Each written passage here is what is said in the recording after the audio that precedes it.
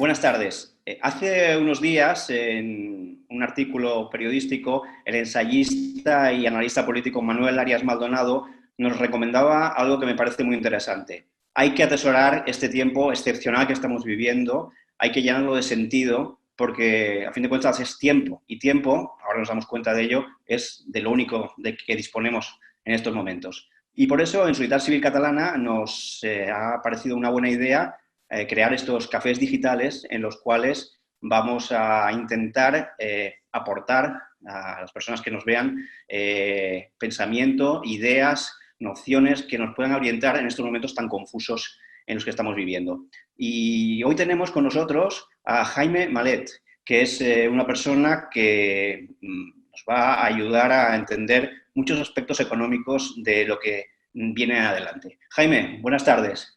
Muy buenas tardes, Fran. Muy buenas tardes. Jaime Malet es empresario, él es abogado y es presidente de la Cámara de Comercio de Estados Unidos en España. También es presidente de una firma de asesoría internacional llamada TELAM. ¿Y qué hace la Cámara de Comercio de Estados Unidos en España? Fundamentalmente ayuda, trabaja a favor de 300 empresas, tanto norteamericanas en España como españolas en Estados Unidos. Y globalmente, en lo que respecta a la economía española, pues trata de mejorar su competitividad y su internacionalización. Además, eres presidente y CEO de Telam Global Partners, que es una empresa de asesoría que sirve también para posicionar a empresas en el mercado global. Sí, ¿Es así, verdad? sí, sobre todo a nivel financiero, sí. Perfecto. Pues yo quería empezar preguntándote por un artículo tuyo que salió hace poco, el día 16 de marzo, que lleva como título Esperar lo mejor, prepararse lo peor.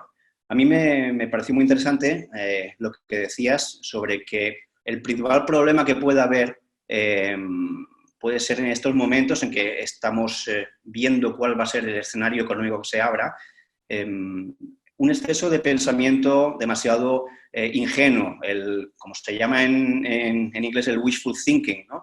Y me llamó la atención también, varios días más tarde de tu entrevista, precisamente un economista francés muy eminente, Jacques Attali, que también ha sido asesor de muchos presidentes de la República, decía que se había aprendido algo en su trayectoria política, es a entender que cuando no se tienen en cuenta los escenarios más negativos es cuando precisamente te topas con ellos.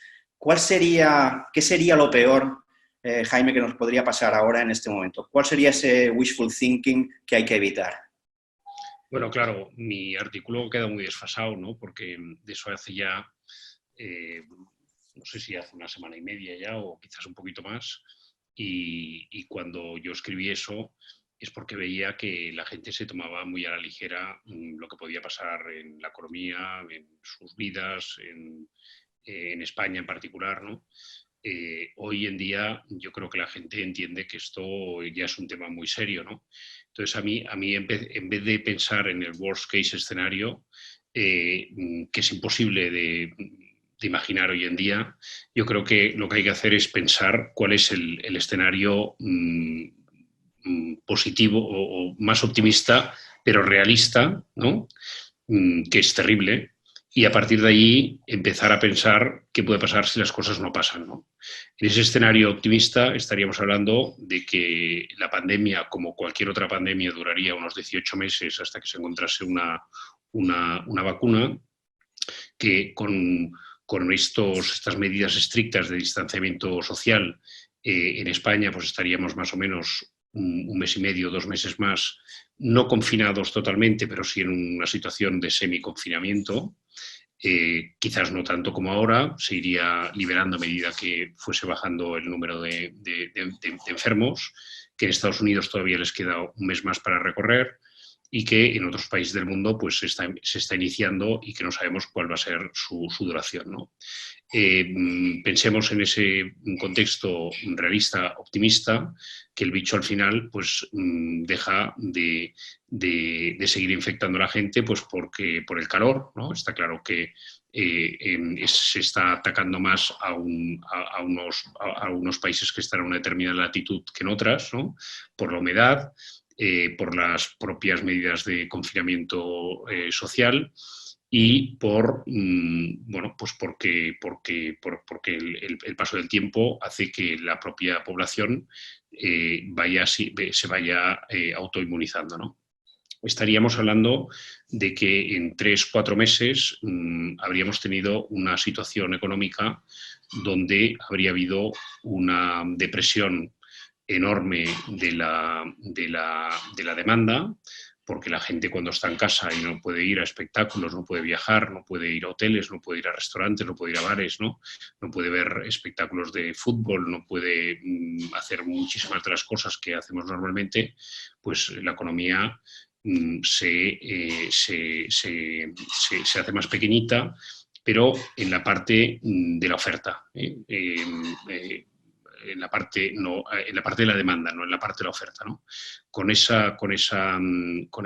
En esa situación, que es, yo creo, dentro de cualquier escenario, una situación realista, relativamente optimista, estaríamos hablando de una situación donde habría una recesión unida seguramente a una caída de los precios, una deflación, es decir, una depresión, lo que se llama en economía una deflación, lo que se llama una depresión, ¿no?, económica. Eso supondría para España pues estar con un crecimiento negativo de un menos 3% como mínimo.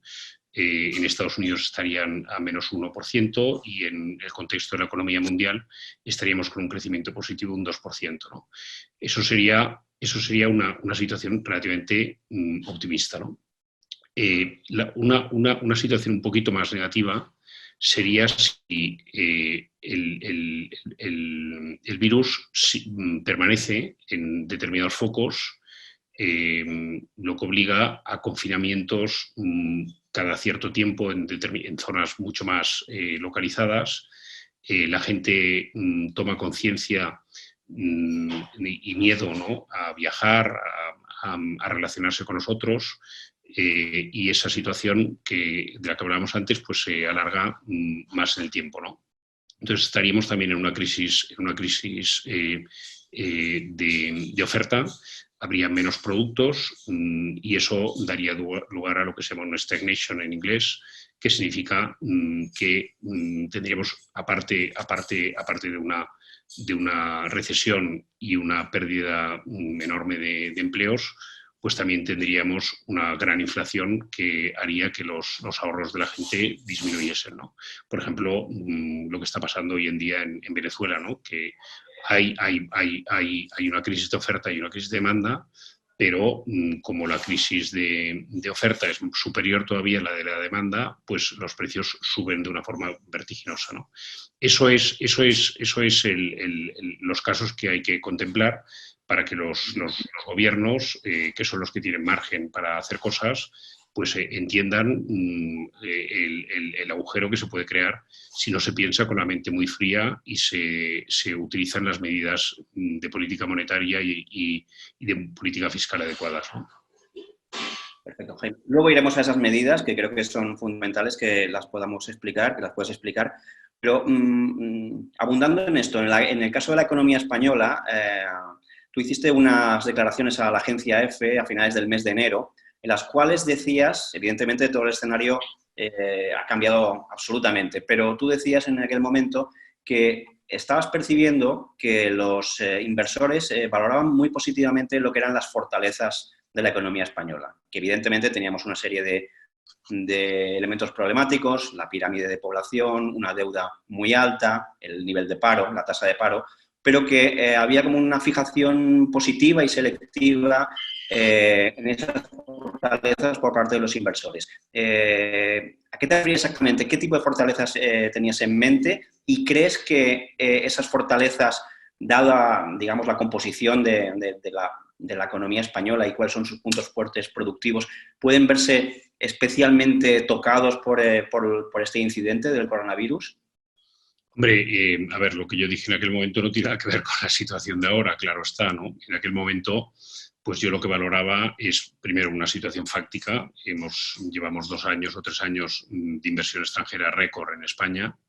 Y luego una situación de lo que me trasladaban los inversores, ¿no? De decir, oye, España tiene sus problemas, la curva de la población, el desempleo, una deuda enorme pública y en cierta medida también privada, pero tiene otras fortalezas, ha mejorado mucho su competitividad, tiene un mercado exterior con el turismo y el crecimiento de las exportaciones pues muy importante, se está creando empleo, se va hacia la senda de la consolidación fiscal. Bueno, todas esas cosas hoy en día hay que valorarlas en otro contexto totalmente diferente, ¿no? Porque también es verdad que en ese momento yo creía, ¿no?, que la economía, o en ese momento la economía española, pues tenía ventajas, sobre todo comparativas, siempre hay que compararse frente a otros, ¿no?, con respecto a nuestros competidores, ¿no?, en atracción de inversión, básicamente los países europeos. Hoy en día es muy difícil porque nadie sabe en el tablero qué quedará después del virus, cómo quedarán unos y cómo quedarán otros. Es imposible saber quién va a ganar en esto y quién va a perder, ¿no? ¿Te sientes satisfecho del desempeño de lo que están haciendo los políticos, tanto gobierno como oposición? Tú también decías en ese artículo, que es del día 16, que viene 3 días después de la aparición del presidente Sánchez, ¿no?, en el que anuncia la aplicación del estado de alarma. Decías que te parecía que se estaba reconduciendo el tema. 10 días o 12 días después de esa situación, ¿tienes la misma percepción del funcionamiento de los políticos en general? No, yo no dije que estaba reconducido el tema porque no tengo capacidad para saber y aparte eso lo dirá la historia, ¿no?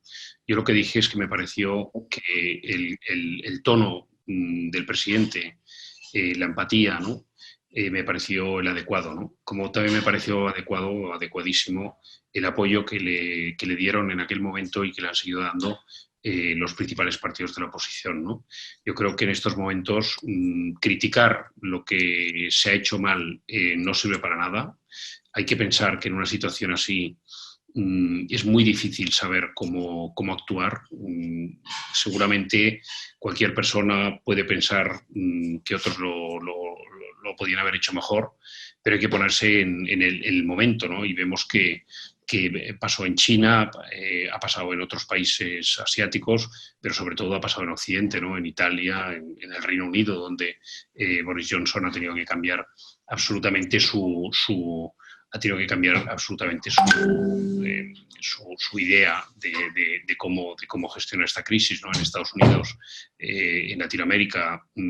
Es muy difícil actuar cuando viene una cosa así, y a mí lo que me parece importante es que los principales partidos de la oposición vayan con el gobierno en estos momentos y que las peleas normales en democracia, ¿no?, con respecto a cualquier otro tema queden aparcadas porque esto es una emergencia nacional, ¿no? Los españoles estamos muy orgullosos del sistema de salud de nuestro país. Es una cosa que solemos repetir y a veces, pues, por ejemplo, Bloomberg España creo que hace también poco lo calificó como el mejor sistema sanitario del mundo. Sin embargo, hay unas sensaciones creo que pueden actualmente provocar dudas o extrañamiento en muchas personas. Probablemente hay cosas que son inevitables, ¿no? Estamos viendo una situación de desbordamiento, también estamos viendo que, bueno, que no es fácil la coordinación la centralización de esta coordinación para atajar este tema, pero sobre todo creo que podemos tener la sensación de que hay algunos países asiáticos, pongamos el ejemplo de Corea del Sur, ¿no?, que parece que han tenido una reacción en la que hay un aporte tecnológico muy importante a la hora de luchar y muy bien estructurado y muy bien pensado a la hora de luchar contra la pandemia. La pregunta sería, por supuesto, más allá de todos los elementos positivos de nuestro sistema de salud y del trabajo encomiable que están haciendo nuestros sanitarios, nuestros médicos, nuestros enfermeros y enfermeras. ¿podemos seguir pensando de una manera rotunda en que disponemos y gozamos de un sistema sanitario puntero si no tenemos una respuesta de primerísimo nivel ante una cosa tan complicada como esta y otros países sí lo tienen? Bueno, hay un tema que no se dice mucho, pero yo creo que es lógico, ¿no? Los países asiáticos han estado mejor preparados a una crisis pandémica por una razón muy sencilla, porque han sufrido otras en su historia reciente, ¿no? Nosotros no habíamos vivido una cosa así en Occidente nunca, al menos en nuestras vidas, ¿no? Entonces, pensar que nos teníamos que tomar en serio las cosas, ¿no? De la forma que se las tomaban ellos hace un mes o hace un mes y medio, pues lo veíamos con mucha distancia, ¿no? ¿Por qué? Porque ellos han sufrido pandemias y nosotros hasta ahora, durante décadas y décadas y décadas, no habíamos sufrido ninguna, ¿no? Ellos estaban preparados porque sufrieron otras hace pocos años, nosotros no. Nosotros tenemos un buen sistema sanitario y eso es muy fácil de comprobar, ¿no? No solamente porque lo diga Bloomberg y algunas otras agencias de calificación, ¿no? Sino también por el hecho muy simple de que somos el segundo país del mundo donde la gente vive más años, ¿no? Cuando la gente vive muchos años es porque el sistema sanitario es bueno. Si el sistema sanitario fuese malo, la gente no viviría tanto, ¿no? Pero, claro, no estamos preparados para una pandemia. Es que nadie se puede imaginar una enfermedad que llegue de repente a un país y meta esa presión impresionante que hoy en día está teniendo el sistema sanitario en toda España, ¿no? Eso es muy difícil de prever si no lo has tenido antes. Yo me imagino que después de esta pues habrá muchos más respiradores, habrá muchas más camas en las UCIs, habrá muchas más mascarillas, habrá muchas más trajes de estos que para el personal sanitario el país estará más preparado, pero esta ha sido la primera pandemia de nuestra vida o de nuestra época y es normal pues que haya tomado a todo el mundo por sorpresa, ¿no? Ha tomado por sorpresa a España, ha tomado por sorpresa a Italia, a Francia, a Inglaterra, a Estados Unidos y a todos los países de Occidente. Parece que caben pocas dudas de que es un momento muy importante para el sector público, para el Estado, para las instituciones en su capacidad de respuesta y debería serlo también para la Unión Europea.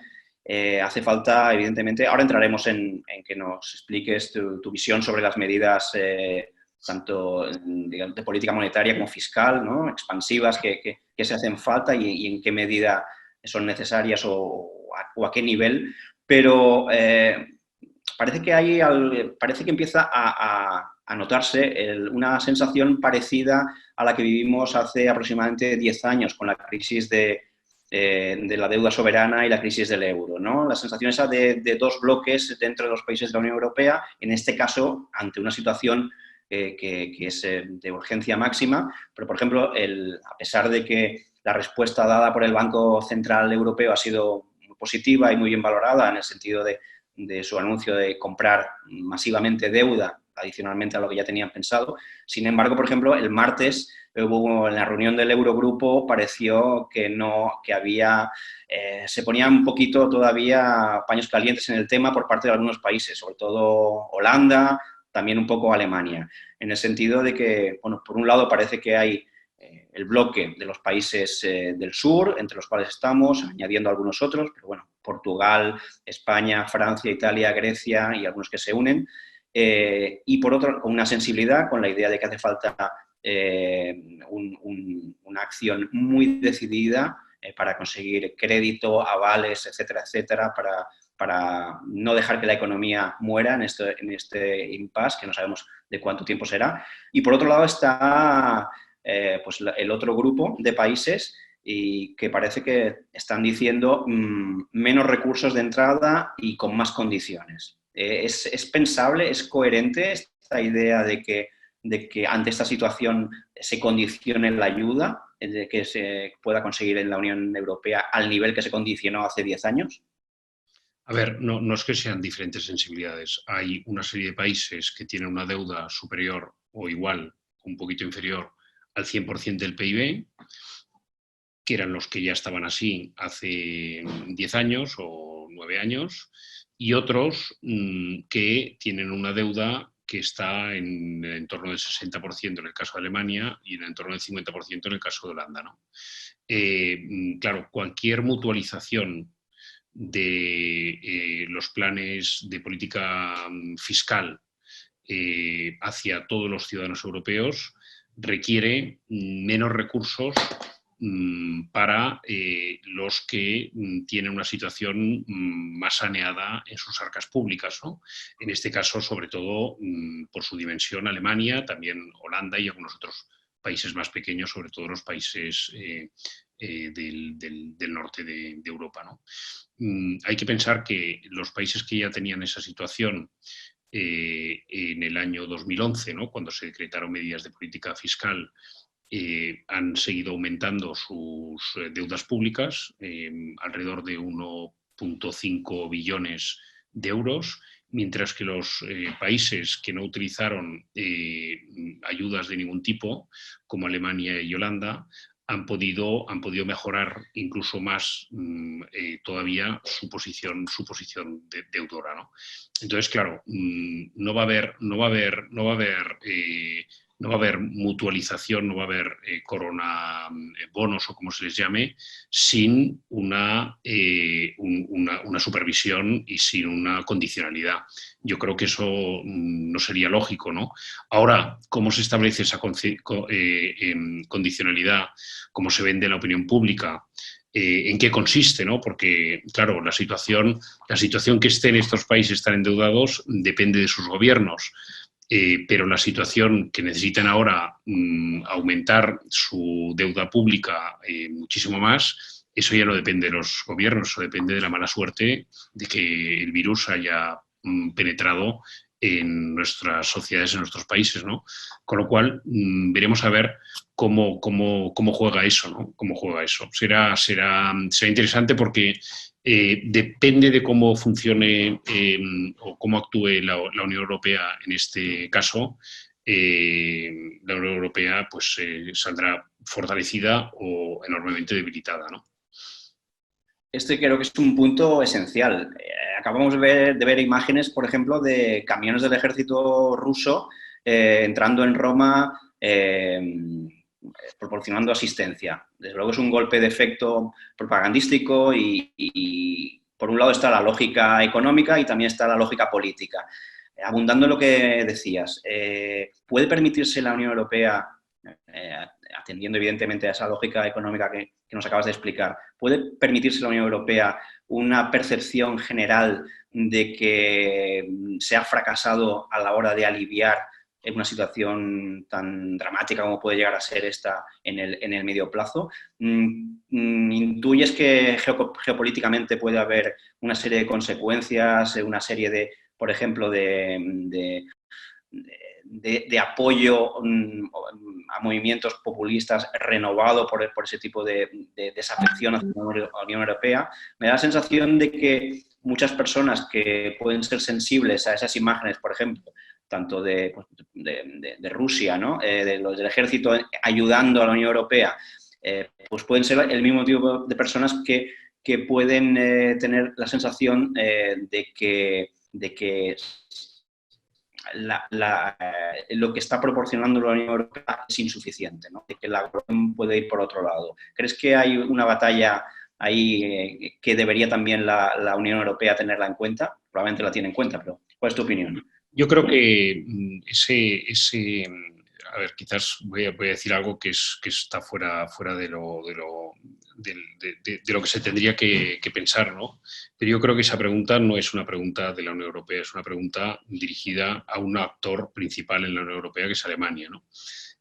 Alemania quiere mantener la Unión Europea y mostrar solidaridad con los pueblos que la componen, apoyándoles y reduciendo las capacidades de su propio pueblo, o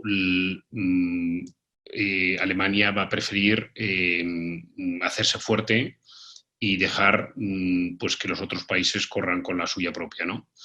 Ese es el debate más importante que va a haber en los próximos meses con respecto a la Unión Europea. Muy difícil saber lo que va a pasar. Y, por supuesto, aquí va a haber de todo, ¿no?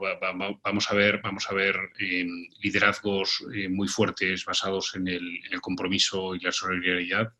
Vamos a ver también posiciones enormemente egoístas y vamos a ver también en el escenario internacional un montón de actores que intentan sacar tajada de imagen, ¿no? Por ejemplo, ahora China pues está intentando de alguna forma dar muestras de que es un país que ha atajado el problema más rápido que otros y que es condescendiente y bondadoso con los otros países a los que presta ayuda, ¿no?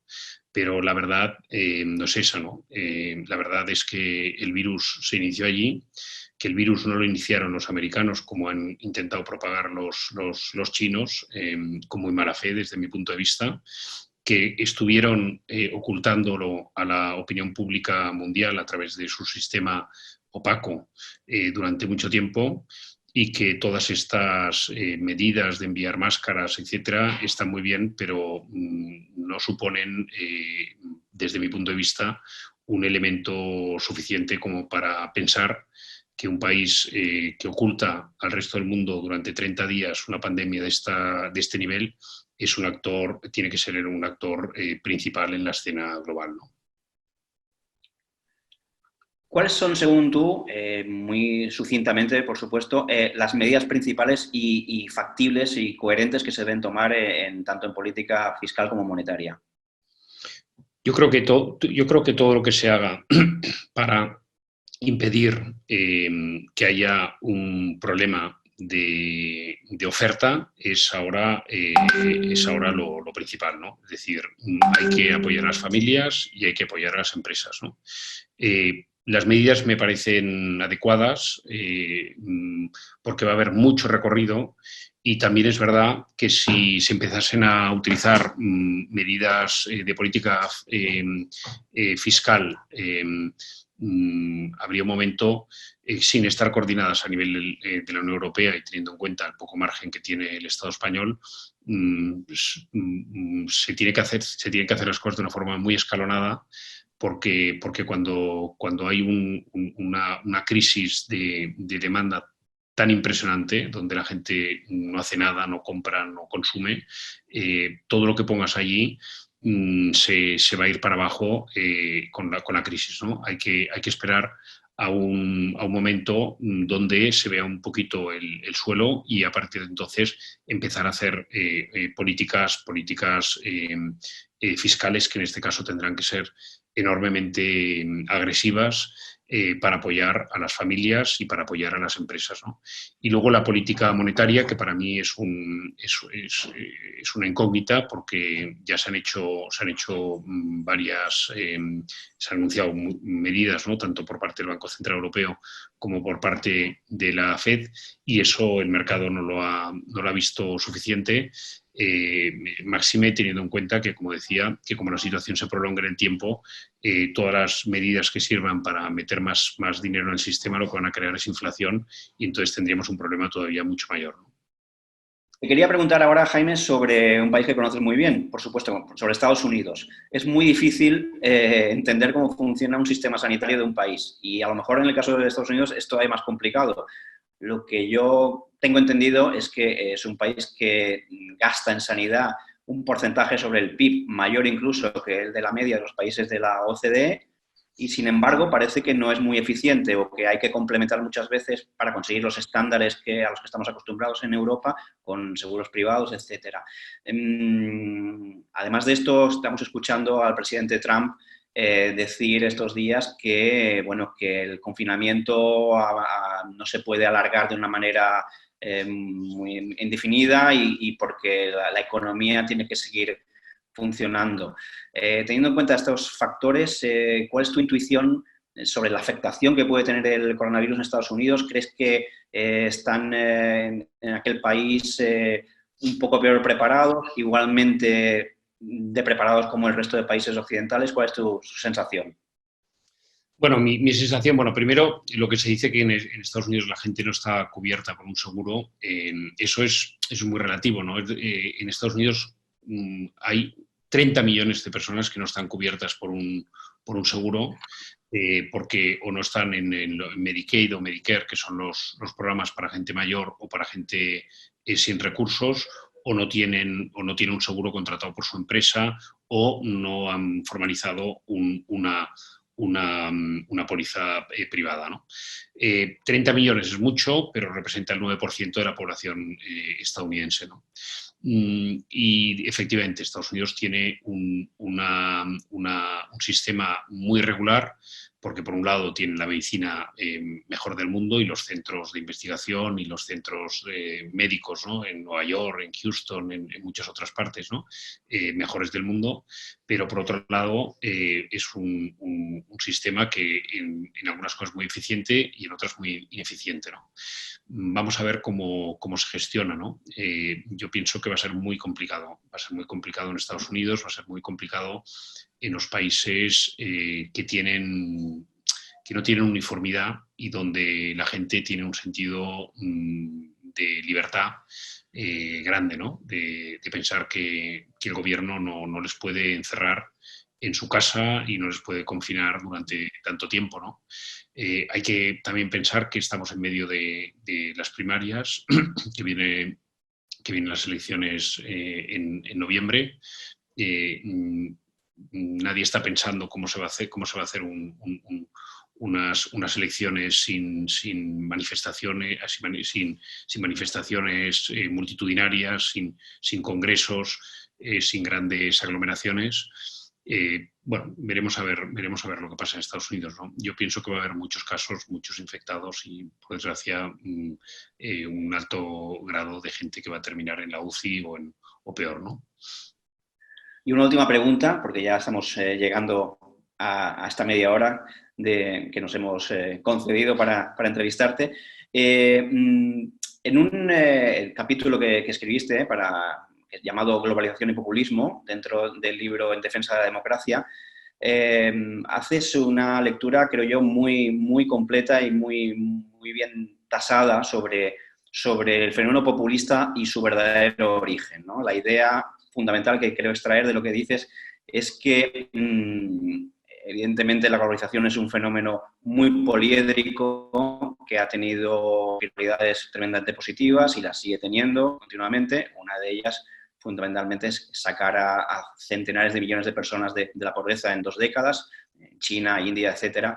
Pero evidentemente tiene sus problemas. Tiene fundamentalmente el problema de que ha incidido probablemente en unas capas de la población dentro de los países occidentales, ¿no? Hay digamos, una deslocalización de actividad industrial que afecta a ciertas zonas, hay una forma de comunicación política que se ha hecho muy, muy, muy patente. En fin, hay muchos factores y todo redunda, según tú decías, en la idea de que probablemente el kit de la cuestión, quiero entender, es el miedo, ese miedo que se ha posado de alguna manera en algunas capas de clase media de Occidente. ¿Tú crees que el miedo como factor, como gasolina o como humus, si quieres, para el populismo puede tener un acelerón con lo que estamos viviendo? ¿Este fenómeno puede acrecentar ese miedo y hacer que la cosa vaya peor? ¿O intuyes quizá, ya sé que es un poco una especulación muy, muy grande la que te pido, pero o intuyes quizá que podemos salir quizá más solidarios, con un sentimiento un poquito, digamos, más responsable, valorando mejor las cosas? ¿Por dónde crees que puede ir esto a medio plazo? Pongamos dentro del año y medio en que habremos superado este episodio. Pues yo pienso que se van a producir los dos fenómenos, ¿no? Por un lado, se va a fomentar más el populismo porque va a haber más diferencias sociales, va a haber más miedo, va a haber una situación más de pobreza extrema. Pero por otro lado, el populismo va a necesitar también de dos elementos, ¿no? Que aquí quizás no se van a dar, ¿no? Uno va a ser las recetas fáciles y los odios directos. Odiar a un bicho es muy difícil.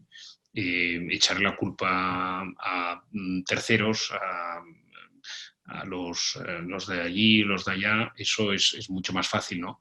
Cuando la crisis esta enorme ha sido causada por un virus, va a ser más difícil que los líderes de alguna forma utilicen eso como un elemento aglutinador de odio hacia un tercero, ¿no?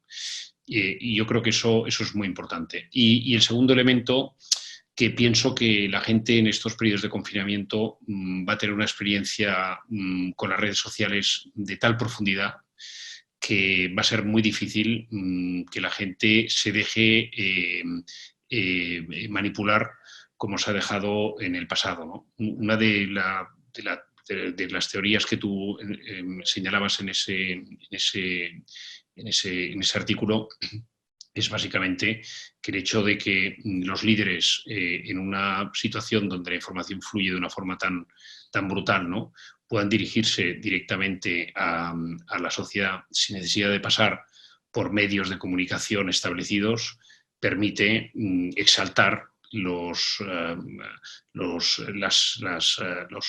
sentimientos más profundos de la gente, ¿no?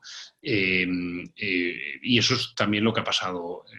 Antes la información fluía a través de pocos canales, ahora la información es exuberante y fluye a través de muchísimos canales, con lo cual puedes escoger a quien quieres, ¿no?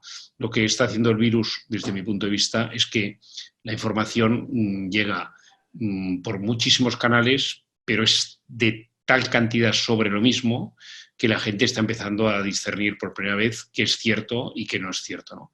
Y eso va a impedir la manipulación por parte de los líderes más populistas, ¿no?